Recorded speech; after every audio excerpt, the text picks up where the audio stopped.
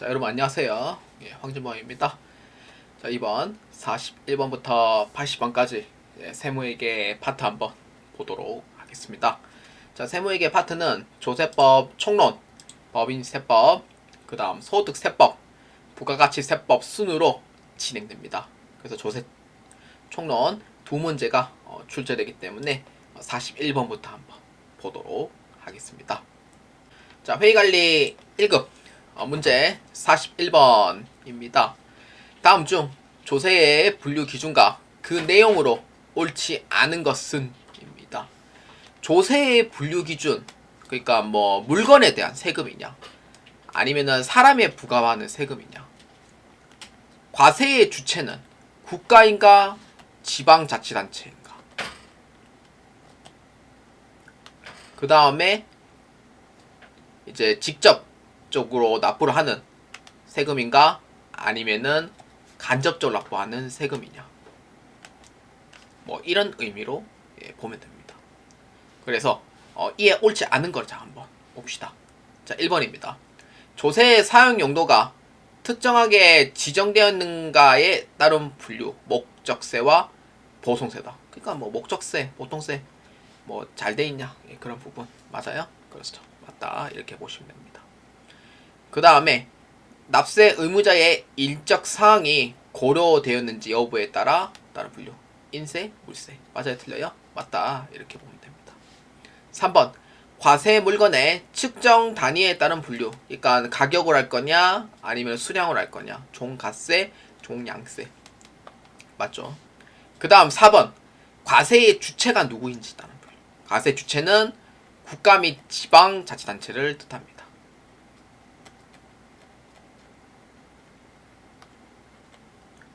자, 그래서 이에 틀린 거 몇 번? 맞습니다. 4번으로 체크해 주시면 되겠습니다. 자, 회의관리 1급 문제 42번입니다. 다음 중 가산세에 관한 설명으로 옳지 않은 것입니다. 조세법 총론에서 가산세라고 하면은 이제 뭐 국세기본법에 의한 가산세가 신고불성실과 납부불성실, 그러니까 납부지연 가산세라고 부르죠.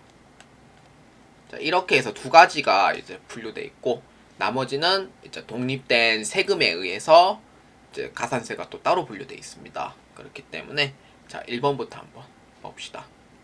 부가가치세를 초과 환급 받은 경우에는 가산세가 부과되지 않는다. 뭐 초과 환급 받았으면은 이제 마이너스죠, 사실. 마이너스인데, 근데 이 마이너스 금액도 그러니까 뭐 과소 신고, 그러니까 환급 많이 받은 거예요. 그래서 초과 환급. 그러니까 환급을 많이 받은 거에 대해서는 문제가 없는데, 이 초과 환급 자체를 부정행위로 해가지고 가산세를 부담해야 된다라고 하면은 해당이 됩니다. 그래서 1번 같은 경우에는 초과 환급 받은 경우에도 신고 불성실, 납부 불성실 둘 다 들어갑니다. 그렇기 때문에 1번에 대한 부분은 아닙니다. 2번 여객거래에서 발생한 부정행위로 인한 무신고는 60%의 가산세율이 적용한다. 그러니까 여객거래, 그러니까 부정행위죠, 말 그대로. 그러니까 뭐 국제거래에 해당하는 그러한 이제 여객거래에서 탈세 목적으로 이렇게 하는 경우도 있거든요. 그렇기 때문에 부당행위 걸리면은 60%입니다. 원래 40%였다가 금액이 좀 올랐어요. 이거 좀 올랐어요. 그래서 60% 이렇게 적용이 됩니다. 3번 소득세를 과소 신고한 경우 부정행위 제외입니다. 과소 신고 납부세액의 10%가 추가됩니다.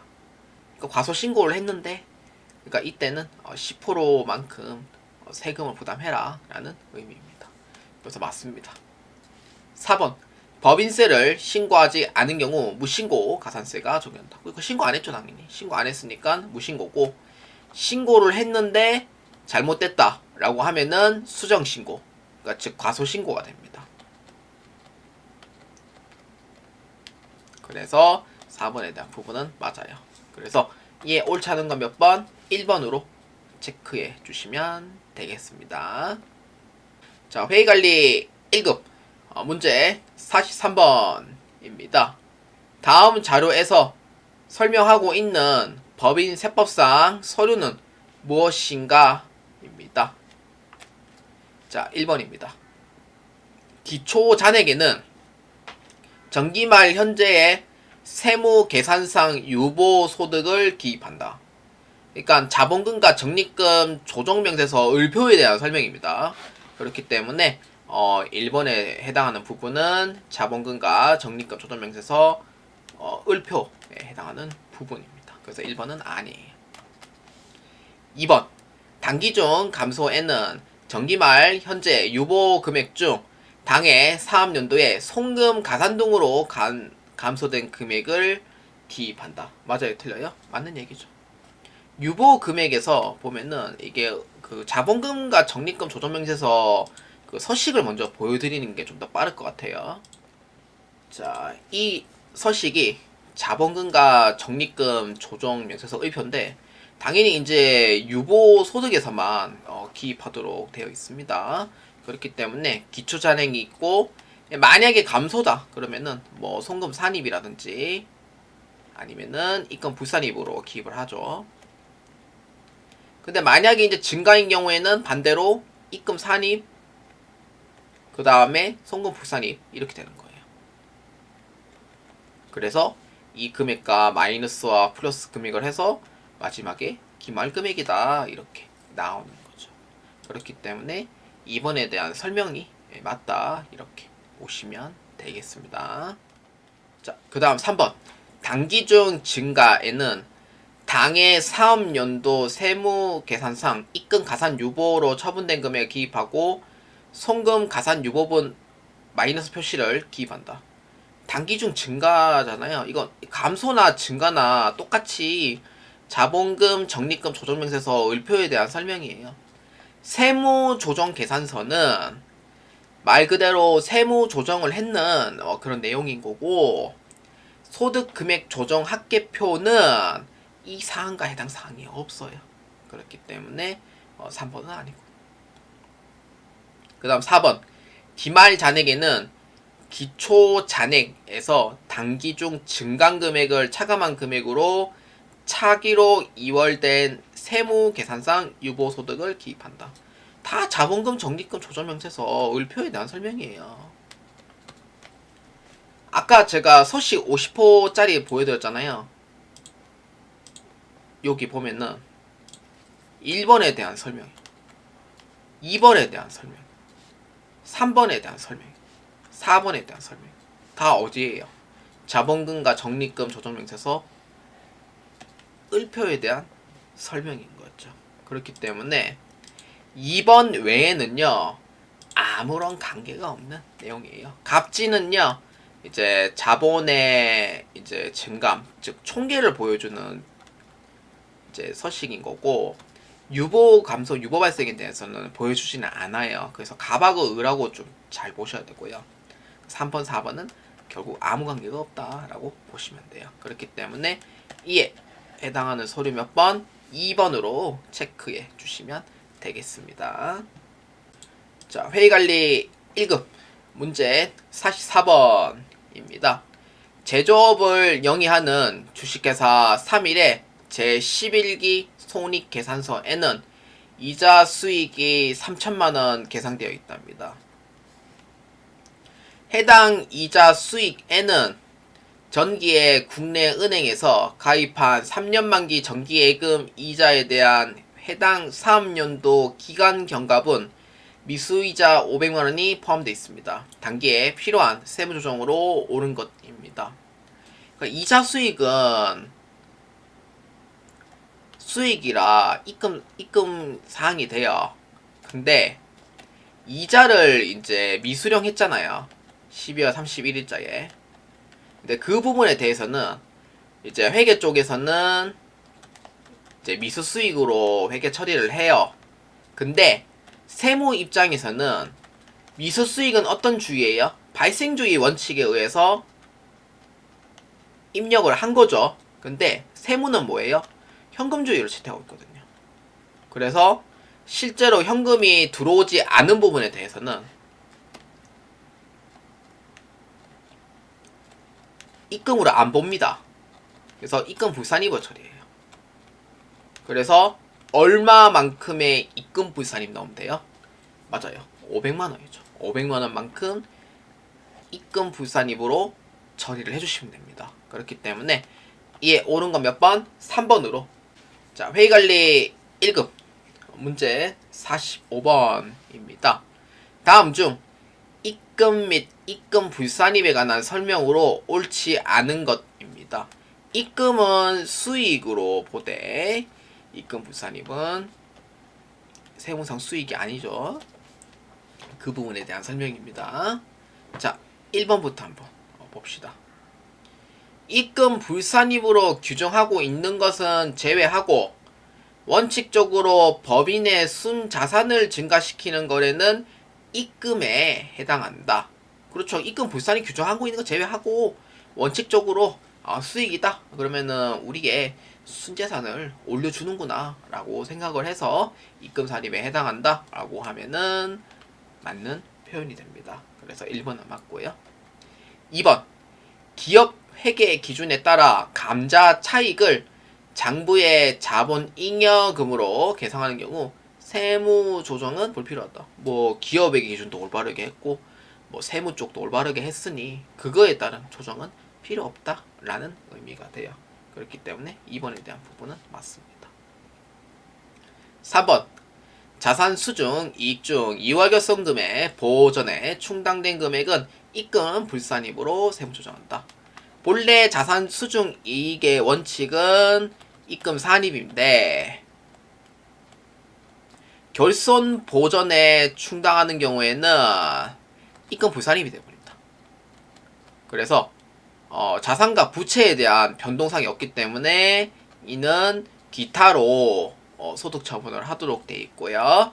3번에 대한 부분 맞아요 틀려요? 맞다 이렇게 보시면 됩니다. 자, 그 다음 4번입니다. 법인이 타인으로부터 현금을 수중받으면서 자산 수중이익을 영업의 수익으로 계상하는 경우 입금 산입으로 세무조정한다. 이거는 뭐 회계 쪽도 올바르게 했고 그거에 따른 세무도 올바르게 했으니 태클 걸지 않겠다는 의미로 입금 산입을 시키진 않습니다. 그러니까 올바르게 한 거는 입금 산입을 시키고 있진 않아요. 예를 들어서 뭐 자산 수중 이익이 매출 이익이다 라고 하면은 입금 산입으로 이제 처리를 하거나 아니면은 수중을 받았는데도 불구하고 회계 처리 안 했다 라고 했을 때도 입금 산입으로 처리할 수 있지만 회계 쪽도 올바르게 했고요 세무 쪽도 올바르게 했다면은 그거에 따른 태클은 걸지 않습니다. 그렇기 때문에 이에 해당하는 정답 몇 번입니까? 맞습니다. 4번이 옳지 않다라고 보아주시면 되겠습니다. 자, 회의관리 1급 문제 46번입니다. 다음은 법인이 임원 또는 사용인을 위하여 지출한 복리후생비를 나열한 것입니다. 송금에 해당하는 항목의 합계금액을 계산하면 얼마인가? 입니다. 복리후생비는 진짜 웬만하면은 송금 불산입이 일어날 일이 없어요. 그렇기 때문에 복리후생비는 송금으로 인정된 부분이고 회사를 위해 쓴 게 아니고 그러니까 저기 조건이 안 되는 거 있잖아요. 그런 부분에 대해서만 송금 불산입 시켜요. 그래서 어린이집 운영비, 파견근로자 직장 회식비, 건강보험료 이거. 자, 소액주 중에 임원에 대한 사택 유지비 이것도 송금 산입. 근데 사택 같은 경우에는 1% 미만의 소액주주이면서 임원인 사람.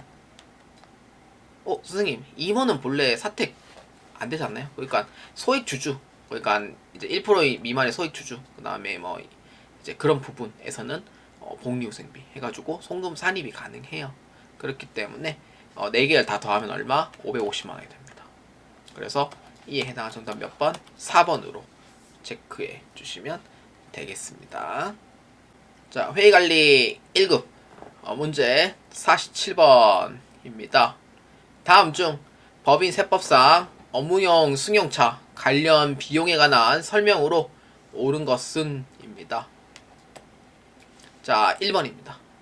운수업 등에서 수익 창출을 위해 직접적으로 사용되는 자동차도 업무용 승용차에 포함된다.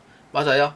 그러니까 물론 이제 먹고 사시는 분들에서 이제 운수업인 경우에는 사실 이거는 직접적인 업태 종목이 다 들어가 있기 때문에 해당 사항이 없어요. 이거는 업무용 승용차라고 하면은 운수업을 안 하시는 분들 해당하는 거죠. 그 다음 2번. 업무용 승용차에 관한 비용은 내국법인이 업무용 승용차를 취득하거나 임차하여 해당 사업연도에 송금 산입하거나 지출한 감가상각비, 임차료 등을 말하며 자동차세, 통행료는 이에 해당되지 않는다. 업무용 승용차 관련은 자동차세, 통행료 이런 다른 기타 비용 있잖아요. 차에다 쓴 거는 다 포함이 돼요. 그래서 2번도 아니에요. 3번. 내국법인의 업무용 승용차 관련 비용 중 업무 사용 금액에 해당되지 않은 금액은 송금 보세준다. 당연한 거죠.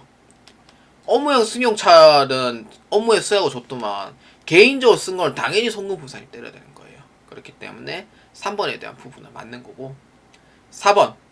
개별 소비세 과세 대상이 되는 승용 자동차는 업무용 승용차에서 제외한다. 아니죠. 이거는 부가치세 아니에요. 예, 포함입니다. 그러면은 뭐 여러분들 법인차로 타는 뭐 포르쉐, 뭐 람보르기니, 뭐 우라카인가? 그런 거 있잖아요. 그런 것도 다 제외시켜야 되는 거. 말도 안 되죠. 본래 업무용 승용차 관련 비용은 법인의 그 너무 비싼 과한차, 그러니까 그런 부분도 있지만 실제로 개인적으로 쓰지 말라는 명목하에 업무용 승용차 관련 비용이 2016년도부터 시작을 한 거예요. 그렇기 때문에 당연히 개별 소비세 과세 대상이 되는 승용차도 당연히 포함시켜야 되는 게 맞는 거예요. 그렇기 때문에 4번도 아니다. 그래서 이에 옳은 건 몇 번? 3번으로 체크해 주시면 되겠습니다. 자, 회의관리 1급 문제 48번입니다. 다음 자료에 따라 서울의 제13기 세무조정으로 옳은 것입니다. 자, 1번입니다. 주식회사 서울은 단기적 매매 차익 목적으로 주권 상장 법인인 용산의 주식을 보유하고 있는데 그 취득가액은 500만원, 11기 말 현재 종가는 400만원, 평가 손실을 인식하여 회계 처리했다. 뭐예요? 그렇죠. 송금 불산입이죠. 주가 조작 우려 때문에 수익과 비용으로 인정하지 않습니다. 그 다음 2번. 제12기 말 현재 용산의 주식의 종가가 800만원으로 회복되었으므로 서울은 다음과 같이 회계 처리했다. 이건 부산입이죠. 자, 그 다음 3번. 주식회사 서울은 13기 중에 주식을 1000만원에 처분하고 다음과 같이 회계 처리합니다. 자, 이거 그 세무조정 할 때 어떻게 하면은 최초에 1번은 유보 발생이거든요. 그러면은 송금 불산입되는 부분을 당연히 유보 감소 시키면서 그 다음 평가이익 400만원을 평가이익 300만원을 입금 불산이 시켜줘야 돼요. 이게 한번 거쳐가야 되거든요. 원래는. 그렇기 때문에 처분했죠. 그러면 나머지 300만원만큼의 입금 불산입으로 해서 유보 감소를 시켜주셔야 돼요. 그렇기 때문에 반대의 세무조정. 입금 불산입 300만원이 어디로? 입금 산입 해가지고 이 방향으로 가셔야 돼요. 그렇기 때문에 이에 해당할 정답 몇 번? 3번으로 체크해 주시면 되겠습니다. 그래서 아까 얘기했듯이 송금 불산입이 100만원 나왔잖아요. 그래서 이거를 반대로 이제 평가 이익이 되니까 송금 산입 100만원으로 이렇게 해서 처리하고 그 다음에 입금 불산입 나머지 금액 300만원 이렇게 해주면 돼요. 왜냐면은 유보는 한번 유보가 들어올 때마다 나간 거를 인식해줘야 되고 새로운 입금 불산입이 들어왔고 그 다음에 처분을 함으로써 이게 이제 입금 산입이 되는 과정이라고 봐주시면 돼요. 그래서 정답은 400만원이 될 수가 없는 거예요. 그래서 최종 답 3번이다. 이렇게 보아주시면 되겠습니다. 자, 회의관리 1급 문제 49번입니다. 다음 자료에 의할 경우 주식회사 3일에 제23기 감가상각 방법으로 정해법하고 정률법을 적용을 할 때 감가상각 범위액은 각각 얼마인가 입니다. 다만 법인세를 면제, 감면받지 않았다고 되어 있습니다. 그러니까 중소기업 뭐 특례 이런 거 있거든요. 그래서 그거를 제외하고 그냥 통상적으로 해라 라는 의미가 돼요. 그래서 2021기 초에 500만원에 구입을 했고요. 22기 말 감가상각 누계액 200만원 되어 있습니다. 상각 부인액은 없습니다. 정해법을 하면은 세무에서 이제 정해법을 하면은 취득 금액 500만원에서 잔존가치를 빼요.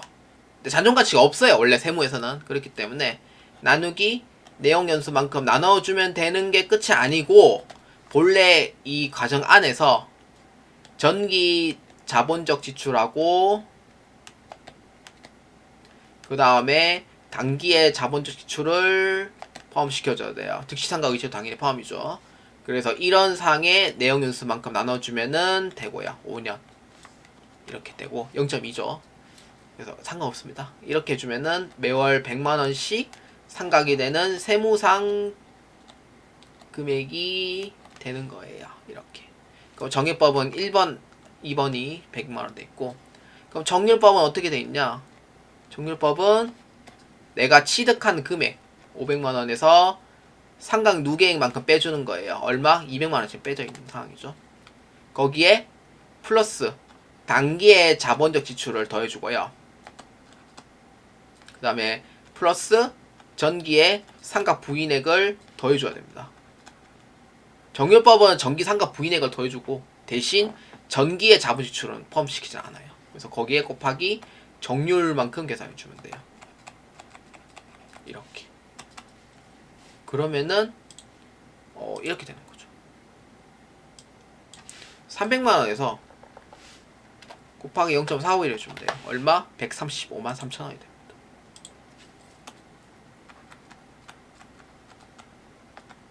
이렇게 돼요. 이게 이제 세무상 금액이 되는 거예요. 그래서 이에 해당하는 정답 몇 번? 맞습니다. 1번으로 체크해 주시면 되겠습니다. 자, 회의관리 1급 문제 50번입니다. 다음 자료를 이용하여 주식회사 3일에 제23기 접대비에 대한 세무 조정을 수행하고자 할 때 접대비에 송금 산입 한도액을 계산하면 얼마인가 입니다. 자, 지금 이름은 기업 업무 추진비로 변경이 됐어요. 자, 매출액은 300억, 특수관계인은 100억원 돼 있습니다. 그렇기 때문에 이 100억원에 이제 한도를 정해서 10%까지만 인정이 돼요. 그 다음에 문화접대비 지출은 없고 제조업을 영위하고 있으나 중소기업이 아니죠. 그럼 1200만원 이렇게 돼요. 그 다음에 세법상 한도를 계산하기 위한 적용률은 다음과 같다 라고 되어 있죠. 첫 번째는 이제 사업연도 쪽으로 해서 이렇게 봐야 돼요. 얼마냐면은 1200만원. 계속 근무잖아요. 그래서 이렇게 계산을 해도 1200만원 이렇게 되고, 두 번째는 이제 수익 금액 이제 한도를 봐야 되는데 300억이잖아요. 300억이면은 이 구간에 해당이 돼요. 그래서 100억원 초과 500억원 이하니까 3천만원.